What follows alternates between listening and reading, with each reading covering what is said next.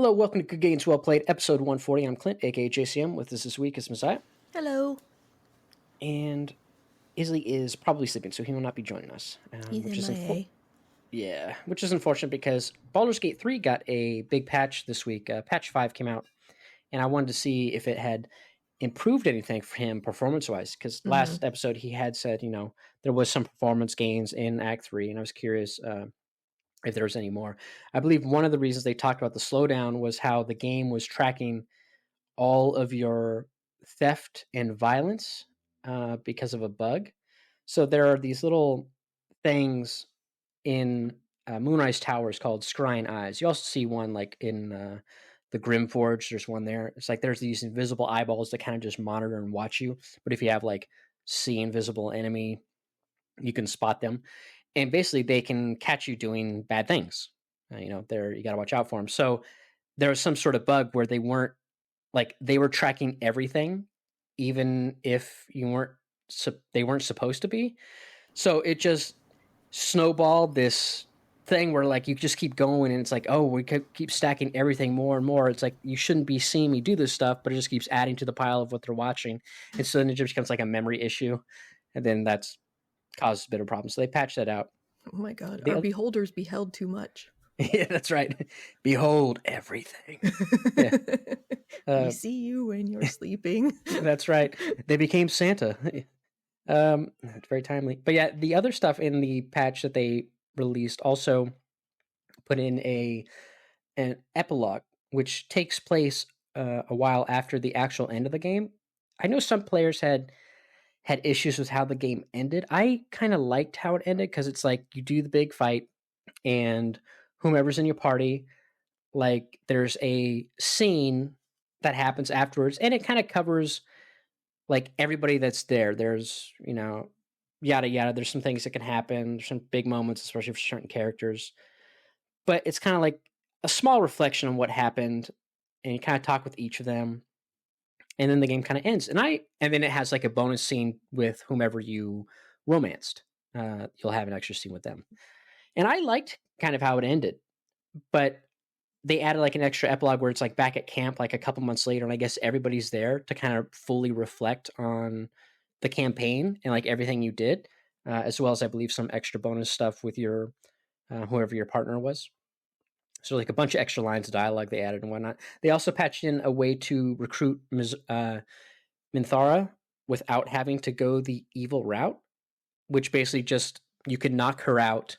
I don't know if you have to knock her out in the siege on the Grove, or if you do the quest where it's kill the 3 goblin leaders, which prevents the attack, if that can count too. So now if you knock her out, she will just show up in Act 2 like she normally would if you sided with her. So there is a way to recruit her without going down the evil path, which I think is really cool, because I feel like I talked about this with Isley. I think we talked about it last episode too, where I feel like the Dark Urge playthrough would probably be better to do on a good run, not an evil run. I just feel like having more characters would probably be better, especially in your camp.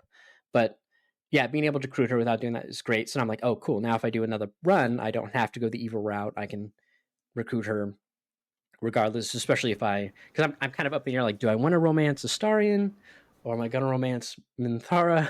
And it's kind of like all the memes online, especially if you watch like any reels on Instagram or YouTube, it's always like me saying I'm going to romance someone else, and then it's like, back on my bullshit, and it's a picture of Astarion. Like, they can't get away. They keep romancing him. So is Minthara like an evil character, or is it just she's just like a normal standard like complex character, but the circumstances that you normally get are like you have to do bad things? Yeah, she's a complex character. You in order to recruit her, it's like the only, because otherwise it's you either kill her to protect the Grove, and then she doesn't show up later, or you have to side with her so she lives, so she shows up later in Act 2 when you can actually recruit her.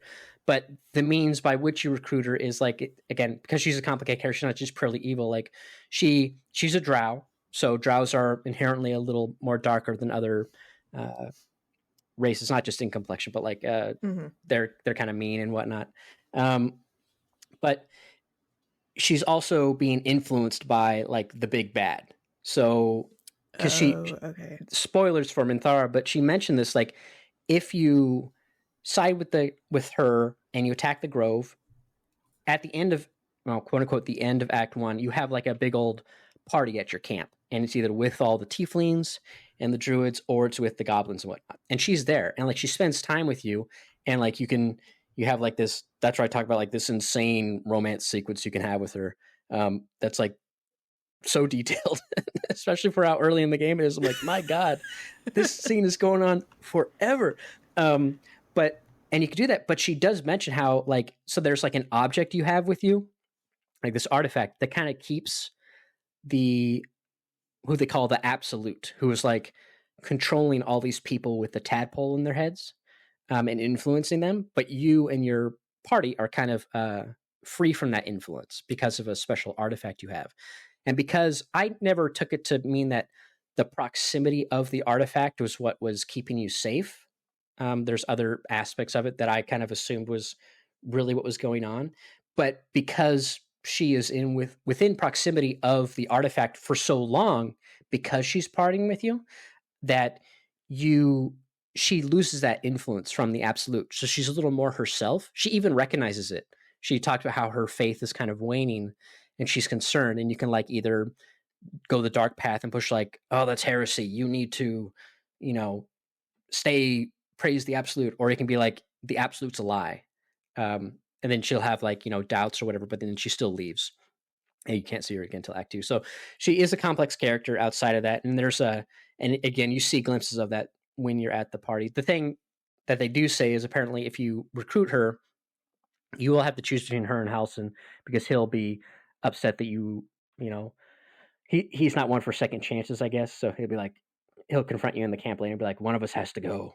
And it's like, well, sorry, Halson, but I need Minthara.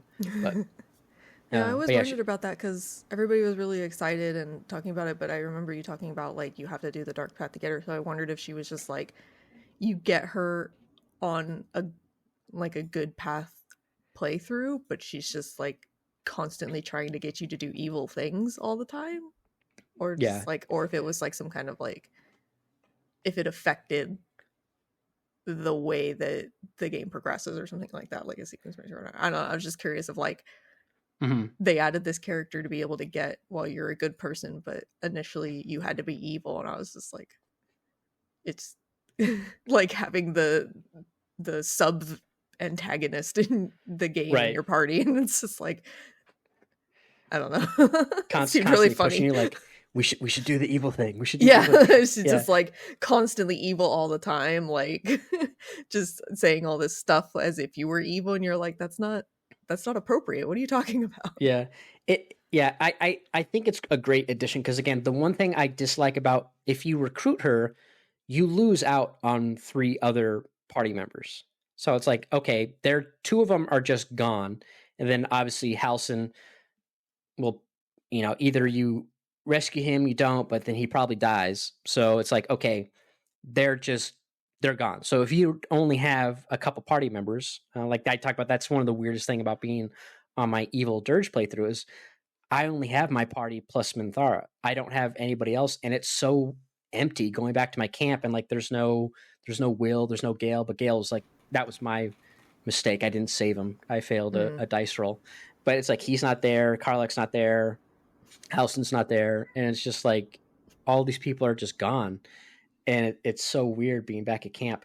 But yeah, she definitely won't be evil. But it's funny, like the people I am playing with, they're very much like the folks who you probably want to go with on an evil playthrough anyways, because they're usually like, they approve of all the stuff you do when you're being kind of a dick, which is super funny to me. They're just like, yeah, whatever. Well, especially because like when I played on my first playthrough, I was playing, I was a good character, and it was rare that they ever, like, a lot of your dialogue options are, you either get no response from your allies, or you get like an approves and disapprove kind of mix, or vice versa.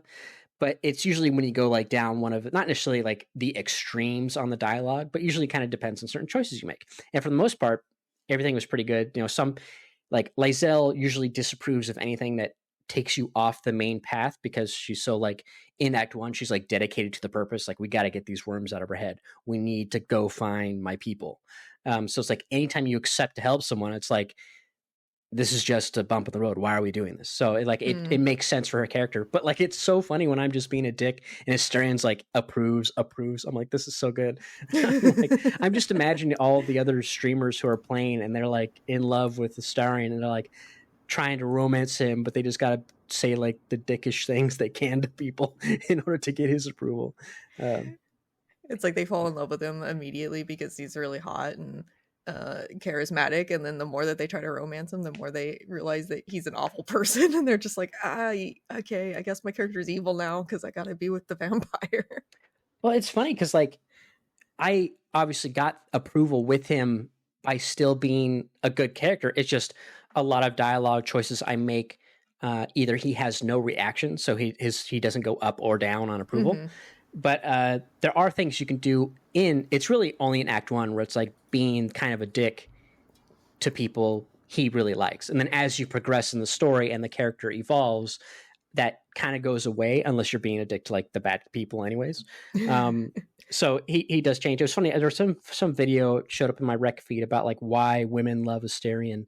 And the person was saying how he's like, yeah, he can seem like a dick, but he's been through trauma and abuse, and but he's not afraid to. While he doesn't talk about that, he does open up about his feelings about it. If you know, your approval with him goes up as you play through, and he'll like talk about his trauma, which like, you know, men usually don't in real life and whatnot. It's and I can fix him trope. Kind of, except he it's more like I feel like it's more I can help him heal. Like I can help him through the trauma. Not even like true. Like, yeah, because I always think like, because the fix it is usually more like they're stuck in their ways and there is no changing them, but you're going against that brick wall to try to do it. Whereas he's just like, you're trying to be that comfort he never had because he's been like just abused for 200 years. And it's interesting too, like, yes, the way vampires and thralls like kind of work in this game, and I don't know if it's like it's not quite the same as in other forms of media. Like, I know there's some thing where it's like if a vampire like drains your blood but doesn't kill you, but also doesn't give you any of their blood, you don't become a vampire, you become like a ghoul.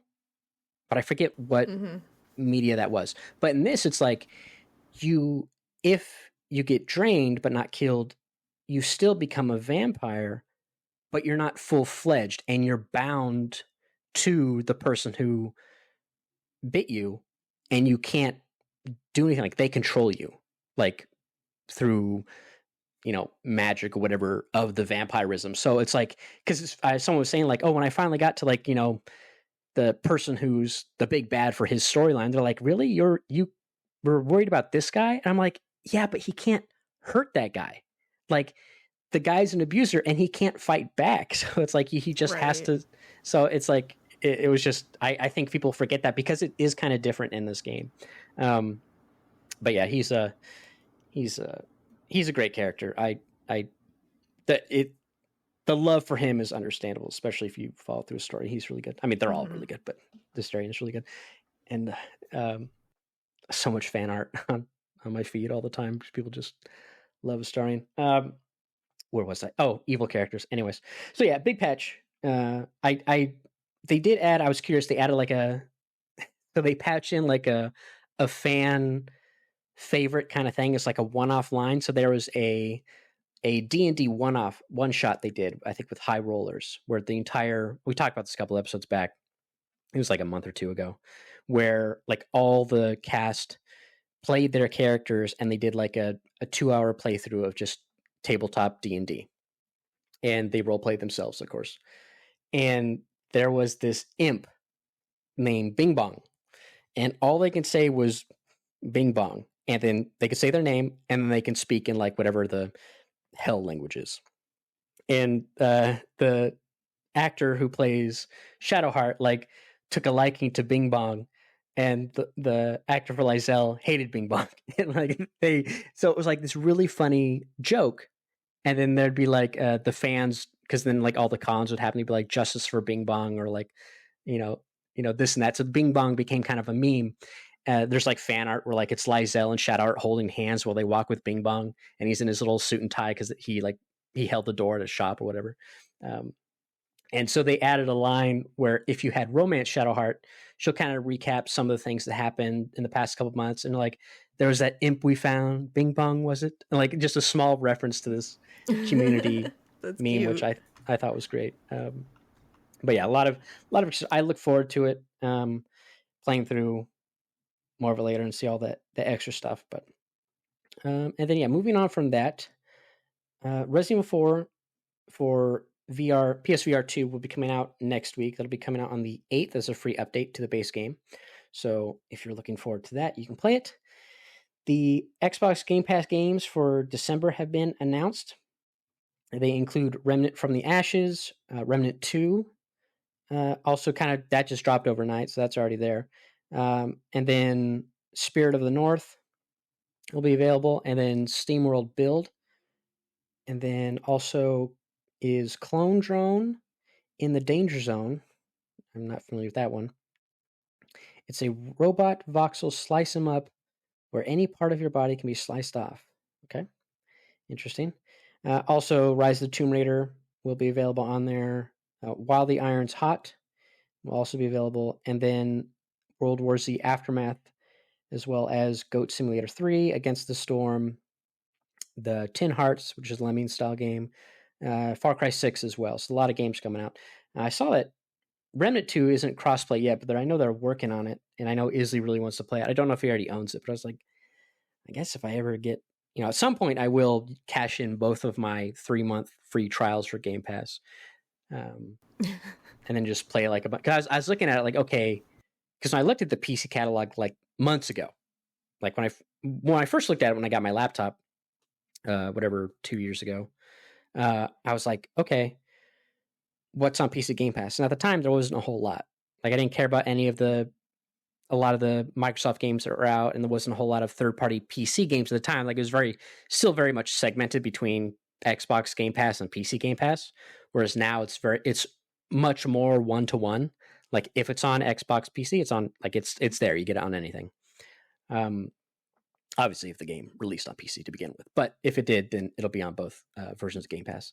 And I was looking, I was like, oh, there's actually quite a bit on here now. I was like, okay, I could play. Oh man, now I'm just totally blanking on the games that were there. But like, there's a lot of games that are on there. I was like, oh, I could play this. It's kind of a smaller game, but it's one that seemed interesting. Oh, there's Remnant 2. Oh, there's this. And I'm like, obviously in Starfield, because at some point I might want to give that a go just to, get a solid opinion on it.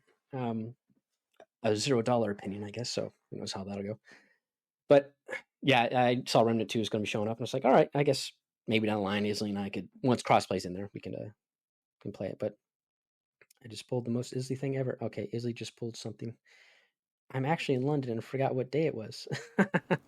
He's in London. Well, that's certainly an excuse. I don't want to go to London. I think that's Third Eye Blind. Okay, so Isley's in London. I didn't realize he was going overseas.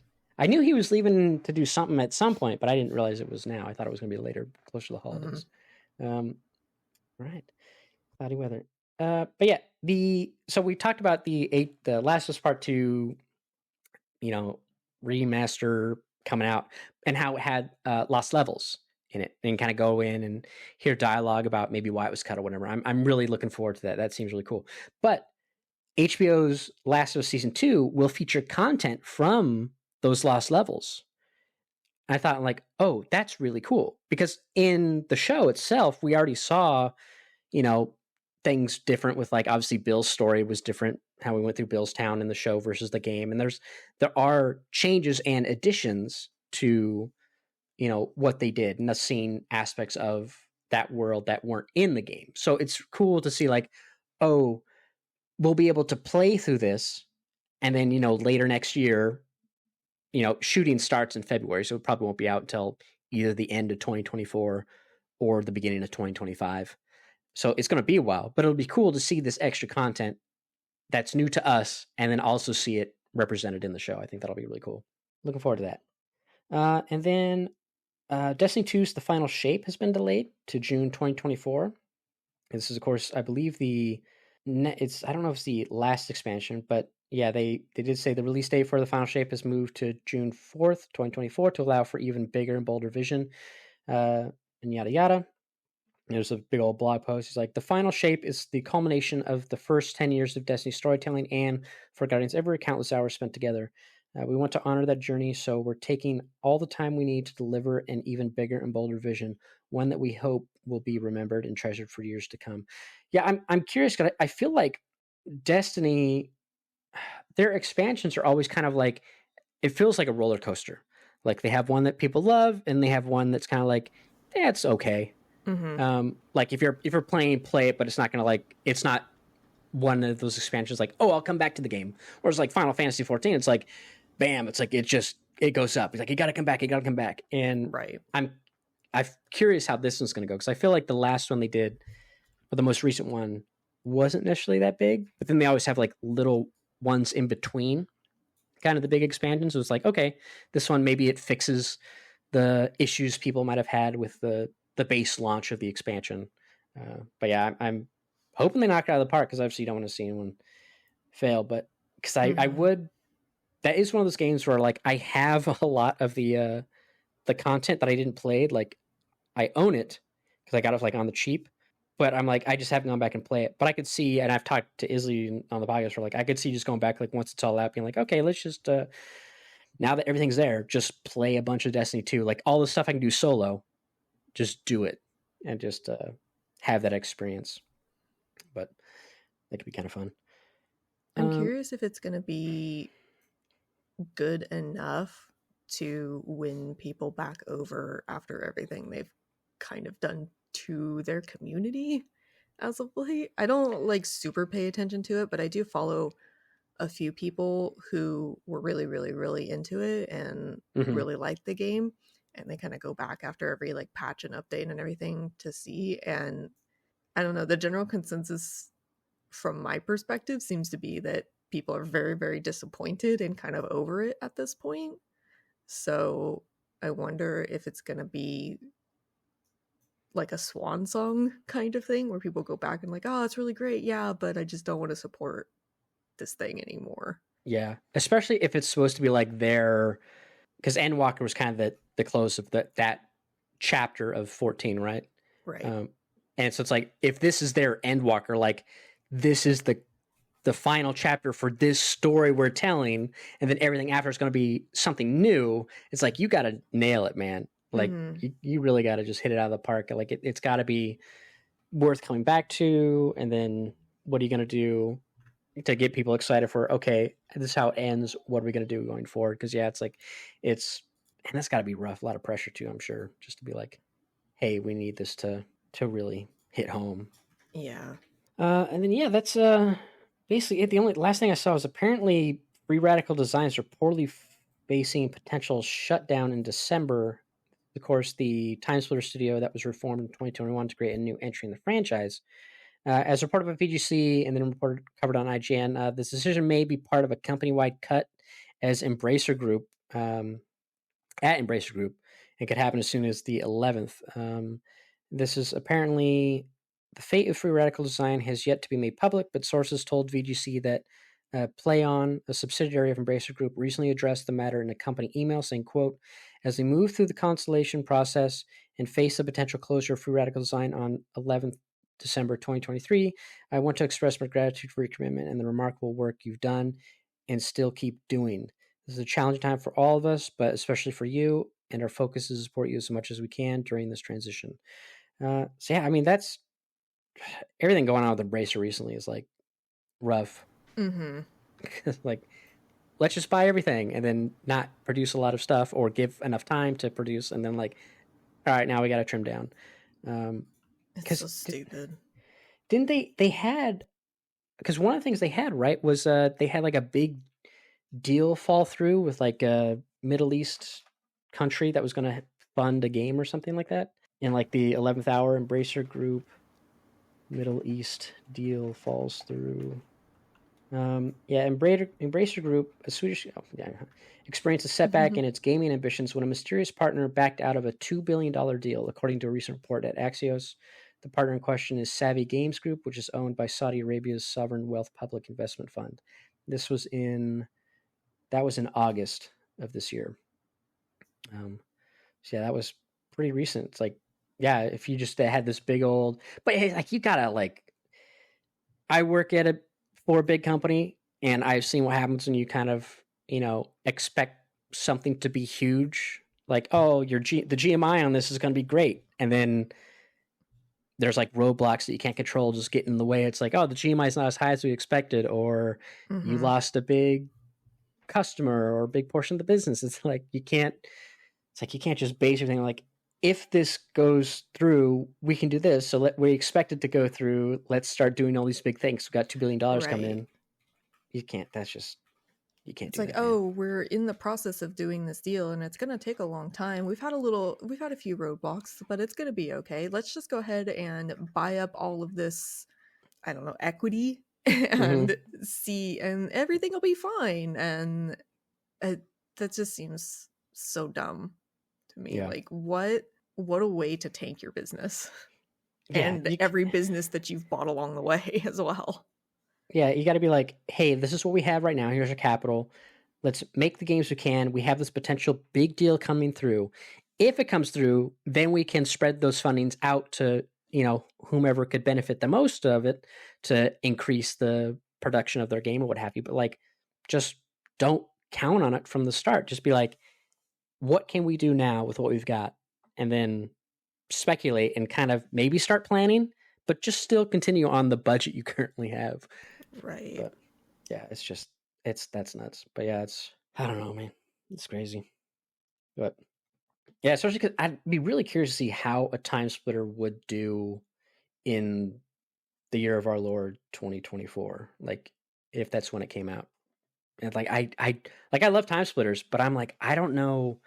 Aside from Call of Duty and Halo, I feel like all first-person shooters like kind of rely on a battle royale mode, and only like the hardcore of hardcore are playing like in Halo, because Halo doesn't have a BR. Like, obviously they have to play, capture the flag or the other modes they got because that's all they have. But even then, the player base for Halo is pretty low for Halo Infinite, and that's had troubles to begin with. But and then not that many people in Call of Duty are playing the other modes. I mean, they even scrapped the DMZ mode that they had, which a lot of people did like. It needed some work, but they've scrapped it. So I'm like, people are probably playing Warzone. That's also your moneymaker is Warzone, because that's where the battle pass is.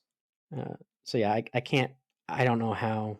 I'm just thinking like all the modes, like, would people like to play a mode where it's King of the Hill and then there's monkeys that spawn in with rocket launchers? Like, I mean, yeah. I would. Yeah, but I just don't know.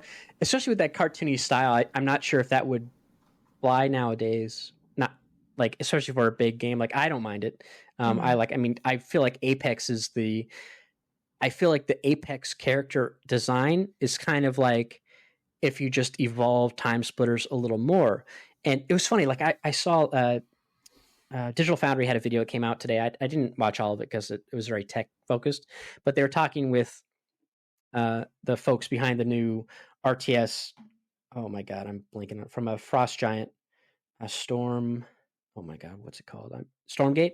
And it was just talking about the engine, like how they're using Unreal Engine 5 and as well as their in-house engine. And like one of the comments is like, oh, this game looks like trash. You should look at this other game. And then I went and looked at the other game, and it's just the other game's got a realistic art style, right? So I'm like, okay, but the reason you don't do that is because you need to be able to identify a unit quickly. That's why the character designs in Apex are so good, because you should be able to identify any character by the silhouette. Just in passing, like they go by, who it is, because it matters in that game. They have abilities, they have ultimates. Same with in RTS. Like in RTS, it's fast paced. You need to be able to identify every unit quickly by just, moving the camera around or panning or seeing for a split second. If you're one, unit who's monitoring your region gets killed, you can quickly see what it is. Like you need that identifiability, and you can't do that with a realistic art style. You could potentially, but you have to like focus a little more, because like, okay, are those regular Marines? Are those, bazooka carrying Marines? Like what is, you got to focus a little more, where it's much easier in the art style. And it's not like, oh, it looks so 15 years ago. I'm like, man, you ever seen a pro play StarCraft 2? Like they're playing it on the lowest settings possible. But they're playing yeah, on it's just 8-bit mode. right. It's just such a weird. It's like when you see streamers who play games in 4x3. It's like, come on, man. This is just like, it looks so bad. I can't stand that stretched look. But yeah, it was such a weird take. I'm like, I get it if you don't like the art style. I was like, but that's not what you play the RTS for. You know what I mean? Like that's why Dota kind of looks the way it does, because it helps you create characters that you can identify quickly, and yada yada. Same with like Valorant. Like you got to be able to identify characters, and it's hard to do when you have a realistic art direction. There's a very specific type of incel that thinks that if every game doesn't look like Death Stranding, then it's bad graphics. Yeah, that's true. There are those folks. Yeah, like I was waiting for like, so the other bit of news is like, the Fallout teaser trailer came out for the show on Amazon, which looks really good when I saw it. And I totally forgot that Jonathan Nolan was the writer for it. And I was like, oh, so you got a female lead, and then there's also another person of color playing another character who looks like going to be from the Brotherhood of Steel point of view. I'm like, okay, I'm just waiting for the comments to be like, Fallout gone woke. And I'd be like, dude, did you not play? Like, you could choose who you are in the other games, right? Like, what is this woke trash? It's like, just because you made your character white. Yeah, it's so funny. But did you watch the trailer for Fallout? No, I totally forgot there was even going to be a Fallout show. Yeah, it looks real good. There's this one creature design that is like the Miyazaki Soulsborne looking motherfucker I've ever seen, where it's like a giant like newt or weird lizard creature, but the inside of its mouth is like, there's no teeth. It's just full of fucking fingers, man. And what the fuck? When you see it, you're like, this is like the soulsiest looking motherfucker I've ever seen. The fingers don't go in mouth.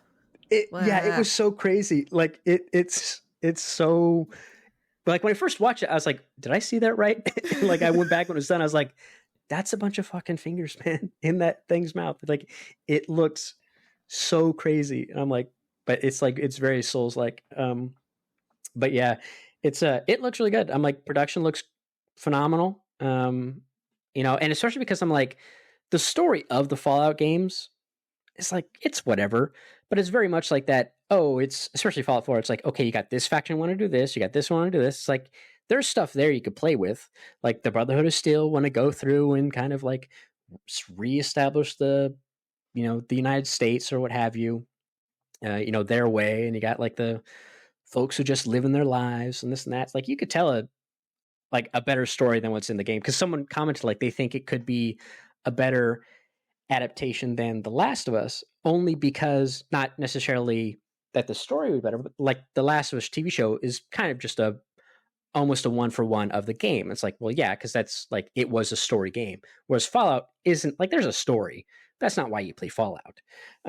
Whereas they can like probably have much more control over what they tell. They could still have nods to like the game stuff. Like if they, the experimental vaults that you can find, they could probably have nods to that. They have a character that looks like he's going to be, what's his name in Fallout 4? Hancock, I believe is his name, the ghoul, who Walter Goggins is playing, or it looks like he's playing. So you could have that. That could be a character there, or looks very similar anyways.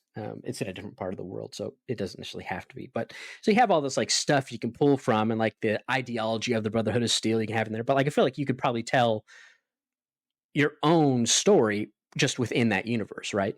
And not have to follow any sort of particular blueprint. So because that freedom, you could obviously tell a better story than in any of the games. Whereas Last of Us, you kind of have to stick to what was already established and not veer too much. You can add additions or tell a different point of view of something. Like, I think that's one of the benefits of the show with Kathleen and seeing, the people who stopped Fedra in, Kansas City. I'm like, that's a great segment because people chasing Sam in the game, you have no idea why they're doing it. It just seems like, oh, they're hunters. They're just chasing him because he's trying to get away. But it's like, there's a story now. Yeah. So yeah. So I'm really curious to see what they do there. And then, so it'll looks real good. Looks like nice production values. And it's, I'm curious how many episodes are going to be in the season. But yeah. And then, of course, the Halo Season 2 trailer dropped. I didn't even know that dropped. I was watching someone's reactions, and they had like, I was watching Andy Cortez. He had like a multiple TV show reactions like back to back on his YouTube channel. I was like, oh, okay, I like watching reactions to trailers and whatnot. And he had that one. I'm like, okay, the trailer, I mean, it looks good. I don't care about Halo. And I know Season 1 didn't go too well, but I mean, it's a good looking trailer. So hopefully the fans like it. But I was just going to say, I thought Season 2 of that got canceled because Season 1 did so bad. I guess they kept going. But hopefully they take out the lessons learned from, I mean, it looks like John still has his helmet off in some scenes when he doesn't in the game. So who knows if that'll make people even more upset. I don't know. But I mean, and they have like a scene that's like a straight up just, I don't want to call it like rip off, but like maybe homage to Robert Pattinson's The Batman in that scene where if you saw that movie, where he goes to the club and like it's just dark and the guys are shooting the guns off and the bullets are hitting his armor. And like that's the only light in the scene is from the muzzle flashes. And there's like essentially a scene like that between some soldiers and like a what do they call it? One of those aliens, like with the swords, the laser swords or whatever. I'm one of the Covenant. I'm blanking on the creature's name, but because I don't play Halo. But like that scene, like this is the Batman. Like that's where you took this inspiration from. But yeah, lots of stuff. And I think Fallout comes out in April, so not too far out. And I have a Prime subscription, so I'll be looking forward to watching that and reviewing it. Maybe Isley can watch it. We can talk about it on the show. But yeah, that's essentially it for the news. Like I said, not a whole lot. We're kind of in that downtime. I know Jeff Keighley just dropped the teaser trailer for the Game Awards, and I usually like watching those. I was a little apprehensive about watching this one because it starts with like a bit of Jedi Survivor, and I'm like, I still want to play this game. I don't want it spoiled, but like he didn't show anything that seemed like it was spoilery for me. And then some interesting scenes he picked from certain games too. I'm like, that's curious. Like, it's one where it's like it's from a sex scene with a character in Baldur's Gate that is like optional and like a really odd choice to be picking. I was like, just for a couple seconds, like that's an interesting scene to put in there. You edited it yourself though, so go ahead.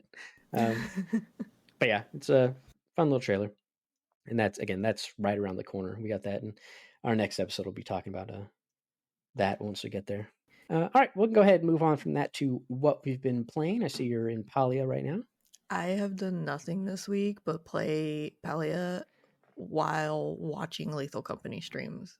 It's just like I get home, I load up Twitch, I see who's streaming, and I see in particular I've been watching Ray and Chibidoki, which is just like the most chaotic asinine combination. So I see who's playing Lethal Company and I load that up, and then I gather iron while I watch people scream about bugs and things. So that's literally all I've been doing all week. You're like, why is it quiet? Oh, it's one of those enemies that hear sound. They gotta be quiet. Yeah. But that's funny.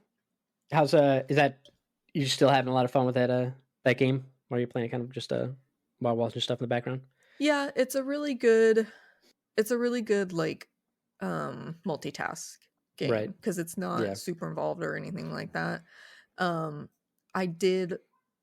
I was having a little bit of like, I don't know, maybe burnout or something with it because I was kind of stagnant in my upgrades. It was getting a little bit too difficult to progress stuff. Right. But I kind of broke through that a little bit because it is an MMO. So it is like not highly, but like pretty community based and stuff like that. So I kind of went more into that aspect of it, of like doing more of the community stuff, doing more of the like group events and stuff like that that kind of pop up throughout the world. And that helped a little bit kind of push me over that little hump, I guess, with my upgrades. Um and then I also found a an online source where it's like an interactive map that the community is updating with like spawn locations and like quest items and stuff like that. So I've kind of been using that to find a lot of the stuff that would probably take me too long to find on my own. Um, so I've been doing a lot more of kind of the side quests and stuff like that. Finally made enough money to like add on to my house. So once I got over that initial hump of not really being able to progress very much or being stuck with like the stuff that I have, it kind of pulled me back into it a little bit. So it's like I know a little bit more about like where stuff is and doing a little bit more of the character quests, progressing like relationships with all of the NPCs, so they're a lot more interesting now. Um so yeah, I'm having a lot of fun with it. It's still got, I mean, it's still in beta technically. So it's got some like bugs and glitches and stuff that's kind of frustrating to deal with. The server goes down every now and then because they're just doing their best trying to keep it running and trying to do that stuff. But they are at least listening to community feedback. The Discord server is really active. Like all of the devs and the mods are active.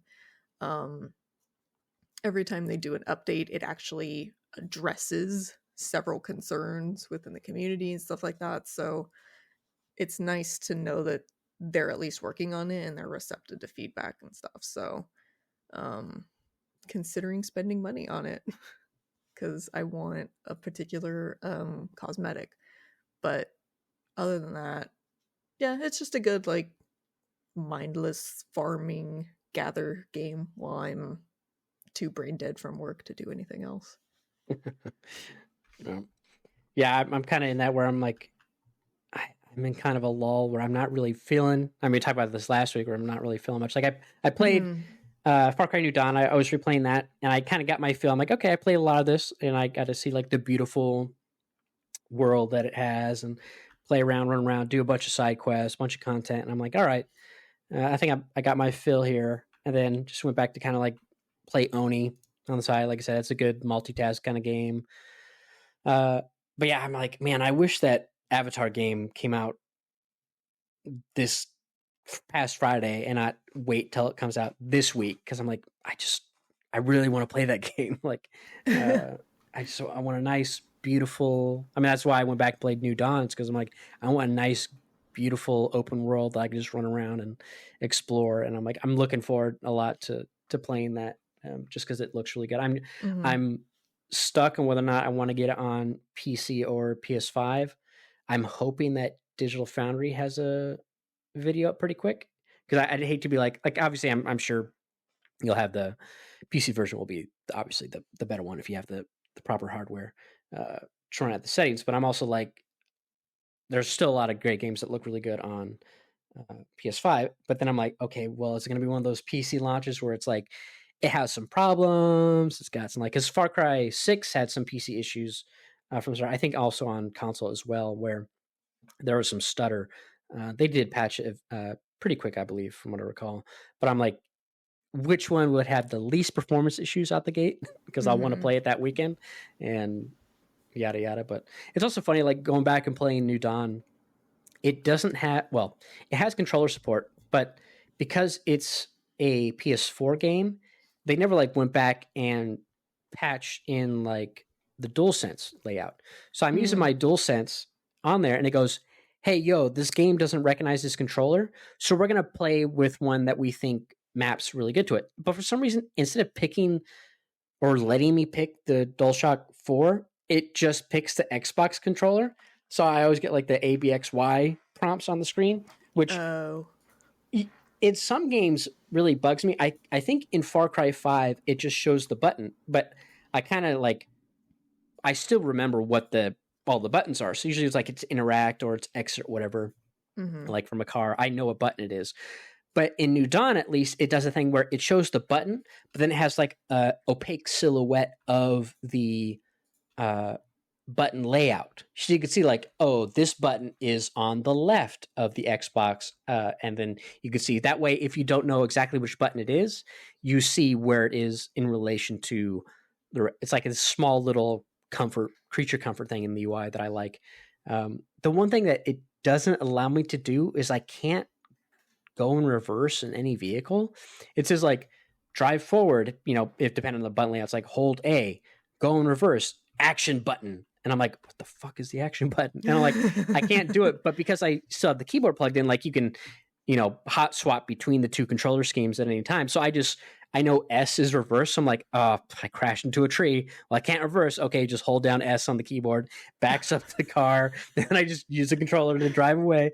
But it's so annoying. I'm like, weird. I'm like, why do you do this? It's not like it's missing a button that would be reverse on the Xbox controller. It's like this odd one mapping thing that just doesn't work. And it's so, because I even tried like pressing like all the other buttons, like nothing works. It just doesn't map this one button, but only when I'm in vehicles. And it's really frustrating. But yeah, I played that and then just again went to play Oni. Really looking forward to Avatar, which I guess is supposed to be canon. I think the other Avatar game that came out way back in the day was like a prequel, but that wasn't canon. But I guess this one is. Not that I'm like hardcore about the canon of Avatar, but it is kind of a nice little thing. Like, oh, hey, cool. Now, if I ever watch Way of the Water or continue to watch, because I was going to start the other day, but like, I don't got 3 hours to watch this movie right now. That'll be a nice little thing. But yeah, I'm looking forward to that. So I'm like, because I'm looking forward to it, I'm like, I don't want to start anything. Man, and I usually when I'm in like these single player lulls, I feel like I'm like, I really want to play multiplayer, but there's no one to play with, or we just all have bad schedules. And it's like, there's so many multiplayer games. Like, oh man, I would love to play anything multiplayer right now, but it's just hard to find that kind of time. But yeah, so it's like, man, so that one week is he's like, oh, we play Wednesday. I'm like, dude was just quiet the whole day. And then like, oh, he had something come up, but I didn't know. I was waiting. It's like, oh, what are we going to play on Wednesday, before Thanksgiving? And it's like, nothing because the dude was busy and now he's in London. But yeah, I'm like, well, and I don't want to play a game where I have to queue with randos. Like I want to play like Gartic Phone or, Jackbox or something. Just do something small, fun.